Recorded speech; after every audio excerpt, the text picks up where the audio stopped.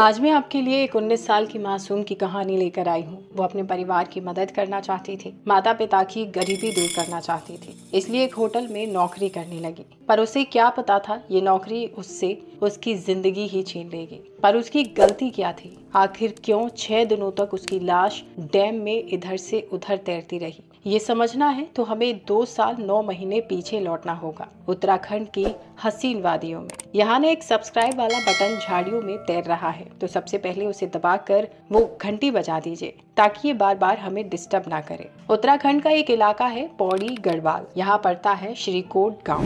बहुत पिछड़ा सा गांव है जहाँ ना तो ठीक से ट्रांसपोर्ट अवेलेबल है और ना ही अच्छा रोजगार। इसी गांव में 2003 को जन्म लिया अंकिता भंडारी ने। अंकिता के पिता वीरेंद्र भंडारी सिक्योरिटी गार्ड हैं, जबकि मां सोनी देवी आंगनवाड़ी में काम करती हैं। अंकिता ने 12वीं पास करने के बाद होटल मैनेजमेंट का कोर्स कंप्लीट किया, लेकिन इसी बीच कोरोना ने श्रीकोट को भी अपने जाल में फांस लिया और यहाँ भी लोग घरों में कैद हो गए। 2022 तक जैसे तैसे सब नॉर्मल हुआ तो अंकिता ने 140 किलोमीटर और हरिद्वार से लगभग 8 किलोमीटर दूर वनतारा रिजॉर्ट में बतौर रिसेप्शनिस्ट ये जॉब अंकिता को उसके दोस्त पुष्पदीप ने बताई थी। रिजॉर्ट का मालिक भारतीय जनता पार्टी के पूर्व मंत्री विनोद आर्य का बेटा पुलकित आर्य था। सब कुछ ठीक चल रहा था, पर 18 सितंबर 2022 की रात को अंकिता अचानक से कहीं गायब हो जाती है। 19 सितंबर को पुलकित पुलिस स्टेशन में जाता है और अंकिता की मिसिंग रिपोर्ट फाइल करने के बाद उसके फादर वीरेंद्र भंडारी को फोन करता है। माता पिता बेटी की गुमशुदगी की रिपोर्ट सुनते ही रोने लगते हैं और 3 से 4 घंटे में ऋषिकेश पहुंच जाते हैं। वो पुलिस स्टेशन के चक्कर काटते हैं, पर उनकी रिपोर्ट लिखने वाला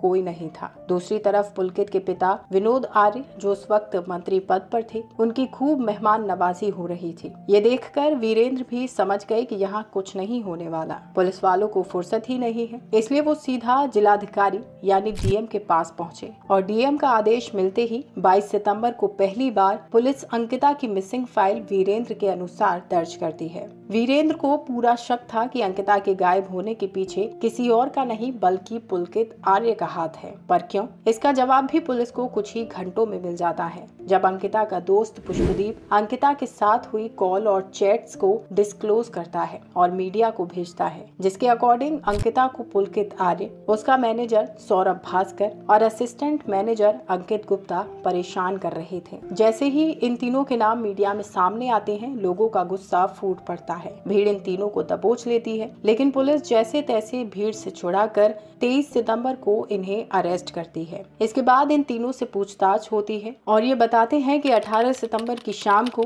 6 से 6:30 बजे के लगभग पुलकित, सौरभ और अंकित बाहर घूमने जा रहे थे। सामने अंकिता थी और अंकिता ने एक बार कहा था कि उसे घूमना बहुत पसंद है, तो पुलकित ने उसे भी अपने साथ चलने को कहा और अंकिता मान गई। इसके बाद ये चारों एक स्कूटी और एक बाइक पर बैठकर रिजॉर्ट से करीब 8 किलोमीटर दूर चीला बैराज पर पहुंचे। यहाँ पुलकित और उसके स्टाफ ने शराब पी और किसी बात को लेकर पुलकित और अंकिता के बीच में झगड़ा हो गया, जिस वजह से अंकिता ने पुलकित का मोबाइल फोन डैम या चीला नदी में फेंक दिया।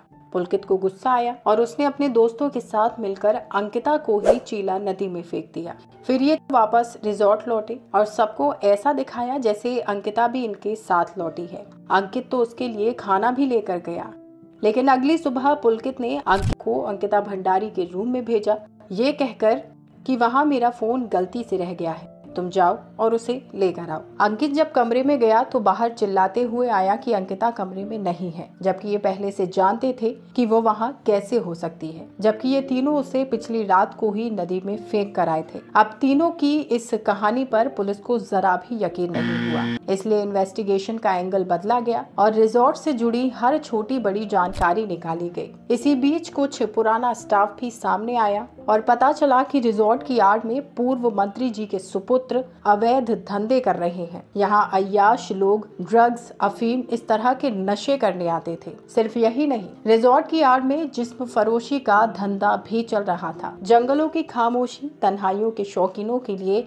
इसे बेस्ट रिजॉर्ट बना दी थी, इसलिए बिजनेस अच्छा चल रहा था। पर फिर कोरोना आ गया और रिजॉर्ट में कस्टमर्स की संख्या 0 हो गई। कोरोना के बाद वापस से रिजॉर्ट शुरू हुआ, लेकिन ज्यादा पैसों के लालच और पिता की राजनीतिक पहुंच का फायदा उठाते हुए पुलकित ने इसमें अवैध काम शुरू कर दिए। जिस्म फरोशी के लिए वो नौकरी करने वाली रिजॉर्ट की लड़कियों को भी चंद पैसों का लालच देकर अपने जाल में फंसाता था, जिसमें सौरभ और अंकित उसका साथ देते थे। इन्होंने अंकिता को भी इस गंदे खेल का हिस्सा बनाने की कोशिश की, लेकिन अंकिता ने कहा वो चंद रुपयों के लिए इतना घिनौना काम कभी नहीं करेगी। उसे ये एहसास भी हो चुका था कि ये नौकरी करके उसने अपनी जिंदगी की सबसे बड़ी गलती की है, पर परिवार की जरूरतों ने उसे रोके रखा। लेकिन अपने जम्मू के दोस्त पुष्पदीप को वो हर बात बताती रहती थी। बाद में यही बातें इस केस में अहम सबूत बनी। अब अंकिता के मना करने के बाद ये तीनों उसे खूब परेशान करने लगे। इन्हें ये डर भी था कि कहीं अंकिता बाहर जाकर इनका सारा काला चिट्ठा न खोल दे। इसी डर और अंकिता की नाफरमानी की वजह से इन्होंने एक फुल प्रूफ प्लान बनाया और 18 सितंबर 2022 की रात को अंकिता को चिल्ला नदी में फेंक कर मार डाला।